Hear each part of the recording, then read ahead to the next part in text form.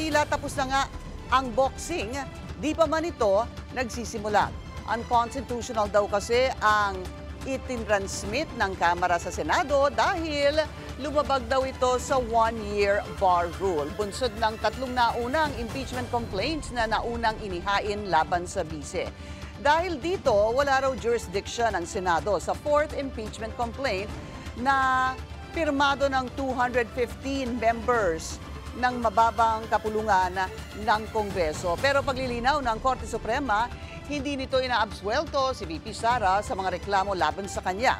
At sakaling naisin ng Kamara na muling mag-file ng impeachment complaint laban sa bise, maaari raw nila itong gawin sa February 6, 2026.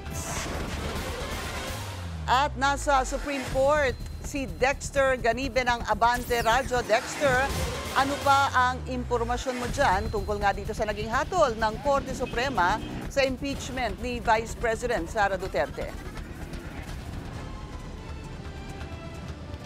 Akala mo nga isang boxing dahil unanimous itong desisyon o halos lahat ng mga maestrado ng Korte Suprema na present sa Korte Suprema during the deliberation ang bumoto o pumabor para ideklarang unconstitutional itong articles of impeachment na isinampa ng House of Representatives laban kay Vice President Sara Duterte na siyang isinampa sa Senado noong Pebrero. Matapos nga ang higit sa 5 buwan at 1 linggo buhat ng questionin sa Korte Suprema noong February 18, inilabas na ng Korte Suprema ang pasya sa issue ng unconstitutionality ng impeachment case laban sa Vice Presidente. Hatol ng Supreme Court sa articles of impeachment na itinransmit ng House of Representatives sa Senado ay unconstitutional. Paliwanag ni SC spokesperson Attorney Camille Ting, lumabag sa one-year bar rule ang Kamara nang itransmit ang impeachment articles ng fourth complaint. May 3 naunang impeachment complaint nga na inihain laban sa bise noong December 2, December 4 at December 19 taong 2024. At yung pang-apat na complaint na inendorso ng Kamara noong February 2025 ang siyang inakyat sa Senado. Dahil sa desisyon ng Korte Suprema, sinabi ng SC na hindi na magkakaroon ng jurisdiction ang Senado sa impeachment ni VP Sara. Pero nilinaw nga ng Korte Suprema na hindi nila pinapawalang sala ang pangalawang Pangulo sa mga reklamo laban sa kanya. Sakaling naisin man ng Kamara na muling mag-file ng impeachment complaint laban sa Vice Presidente, maaari itong gawin sa February 6, 2026. Sa pahayag naman ng impeachment court sa pamamagitan ng tagapagsalita na si Attorney Reginald Tonggol, sinabi niyang ina-acknowledge ng impeachment court ang desisyon ng SC. Simulat sa pulaan niya ay sang-ayon sa konstitusyon ang bawat hakbang ng impeachment court at ginagalang nila ngayon ang pasya ng kataas-taasang hukuman. Kinakatigan niya ng SC decision ang maingat at hindi padalos-dalos na pagpapasya. Kabilang dito ang paghingi sa Kamara ng certification na wala silang nilabag na batas nang iakyat ang impeachment case sa Senado. Hihintayin na lang niya ang opisyal na kopya ng pasya mula sa Korte Suprema bago ang anumang desisyon o hakbang na gagawin ng impeachment court. Batay sa impormasyong nakalap ng Abante Radyo, 13 sa 15 Supreme Court Justices ang pumabor sa desisyong sinulat ni Senior Associate Justice Marvic Lunen na isa sa 2 appointee ni dating Pangulong Noynoy Aquino. Ang 11 iba pa naman na sumang-ayon na unconstitutional ang impeachment articles ay pawang mga maestrado na naitalaga noong panahon ni dating Pangulong Rodrigo Duterte. Si Justice Raul Villanueva, nakasama sa mga bumoto para ideklarang unconstitutional, ay appointee ni Pangulong Bongbong Marcos na bumoto nga na ideklarang unconstitutional itong impeachment case. Hindi naman nakaboto, Pinky, itong si Justice Singh dahil siya ay naka-leave habang nag-inhibit itong si Justice Kagiwa na isa nga doon sa tinutukoy nating appointee ni nung Pinoy administration kasama ni Justice Marvic Lunen na siyang sumulat ng desisyon. Samantala, Pinky, umani ng iba't ibang reaksyon mula sa mga senator ang desisyon ng SC.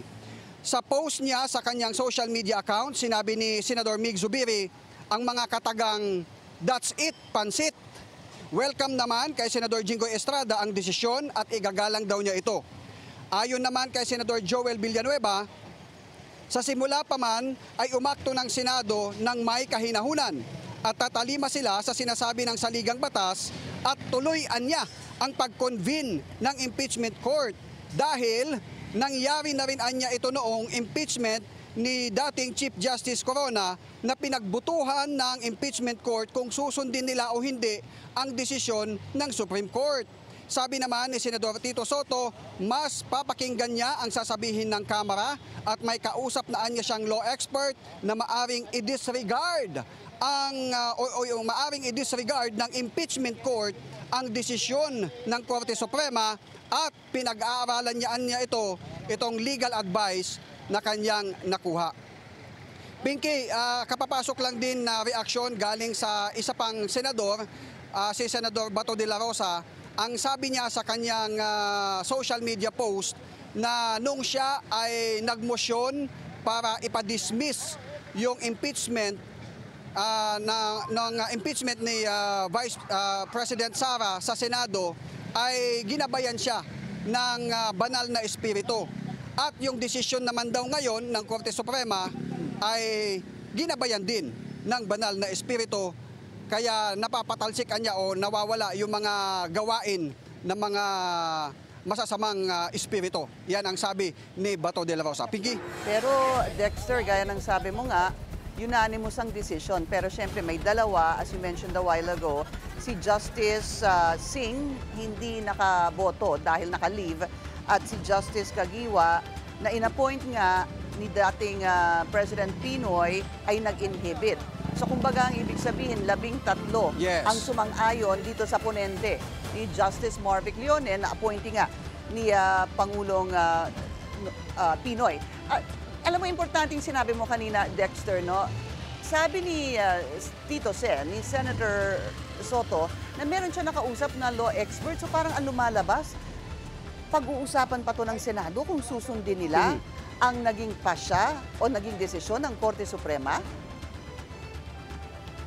Tama ka dyan, Pinky, dahil maging si Senador Joel Villanueva ay nagbanggit din na nangyari na ito noon nung nagkaroon ng impeachment laban kay Chief Justice Corona na may desisyon ang Supreme Court at pinagbotohan niya sa impeachment court kung susundin nila o hindi yung Supreme Court decision. At maaring mangyari ito ngayong 20th Congress sa impeachment case naman laban kay Vice President Sara Duterte. Malalaman natin yan dahil sa Lunes magbubukas ang first regular session ng Kongreso, ng Senado, at kasabay niyan pagdating ng hapon ay yung sona ng Pangulo. So maaring matalakay itong issue ng impeachment kinabukasan na sa pangalawang araw ng regular session.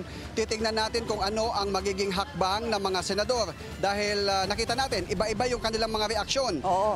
Merong nagsasabing ginagalang nila na kailangang sundin. Meron namang sinasabi na pwede tayong magdesisyon dahil sabi ni Joel Villanueva, sui generis ang impeachment court na maaring magdesisyon ng sarili niya kung igagalang o hindi ang naging pasya ng Korte Suprema. Pinky? Makapaloob din yan dito sa lumabas na press release ng Korte Suprema hinggil nga dito sa kanilang desisyon na sui generis. No? Hahanapin ko na lang maya-maya, Dexter. Pero isang punto lang na gusto ko sanang ibahagi sa iyo at sa mga nanonood sa atin. Nakasulat dito, the decision written by Senior Associate Justice Leonen ruled that all legal issues involving impeachment proceedings are subject to judicial review.